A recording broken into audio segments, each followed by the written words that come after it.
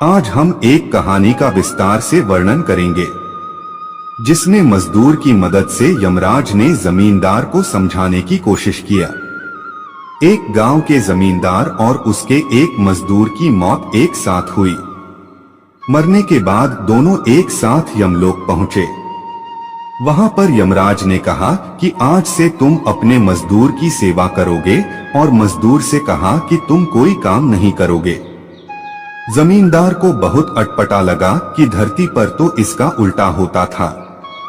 इस बात से परेशान होकर जमींदार ने कहा कि भगवान आखिर हमसे क्या अपराध हो गई है जो ऐसी सजा दे रहे हैं। मैं तो प्रतिदिन मंदिर जाता था, भगवान की पूजा के साथ साथ बहुमूल्य चीजें दान करता था। जमींदार की बात सुनकर यमराज ने मजदूर से पूछा कि तुम धरती पर क्या करते थे। मजदूर ने कहा कि भगवान मैं दिन भर जमींदार के यहाँ मजदूरी करता था और जो मिलता था उसी में गुजारा करता था। जो मिला उसी में संतोष के साथ खुश हो जाता था। कभी भी भगवान से कुछ नहीं मांगा।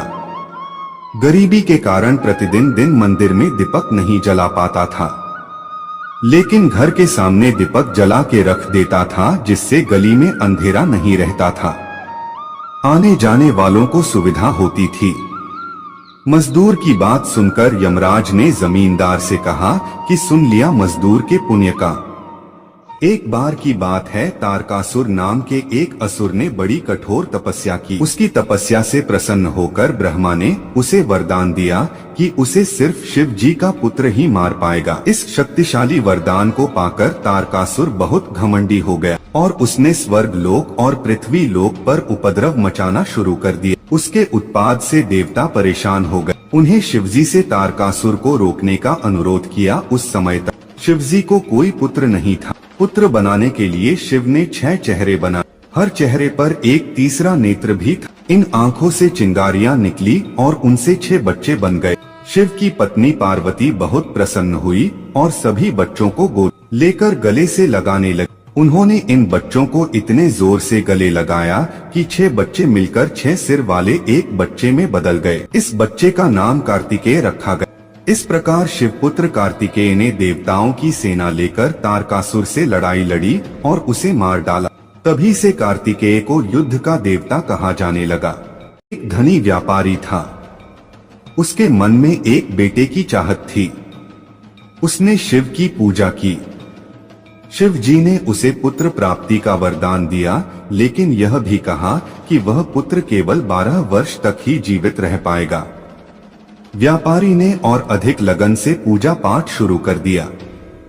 जब उसका बेटा 11 वर्ष का हुआ तो उसने उसे धर्म की पढ़ाई के लिए काशी भेज दिया। रास्ते में लड़का राजधानी में रुका। वहां राजकुमारी का विवाह हो रहा था। दूल्हा काना था, लेकिन उसका पिता यह बात छुपाना चाहता था।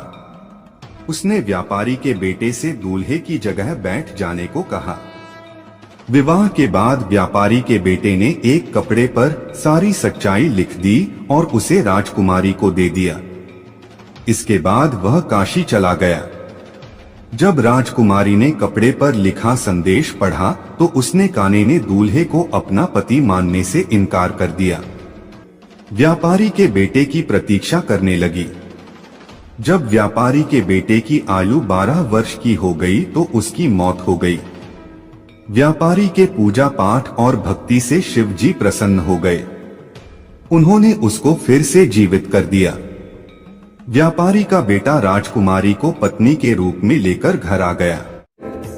ब्रह्मा ने उन्हें पहचानने से इनकार कर दिया। तब शिव के रूठ जाने के भय से भगवान विष्णु ने दिव्य दृष्टि प्रदान कर ब्रह्मा को शिव की याद दिलाई।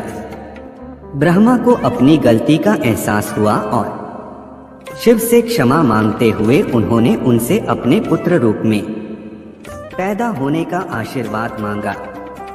शिव ने ब्रह्मा की प्रार्थना स्वीकार करते हुए उन्हें यह आशीर्वाद प्रदान किया।